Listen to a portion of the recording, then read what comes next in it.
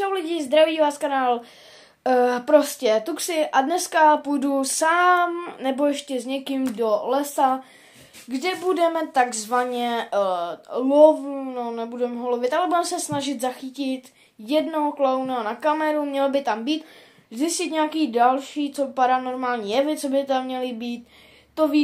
To video s tím lesem vyjde k večeru, asi bych řekl.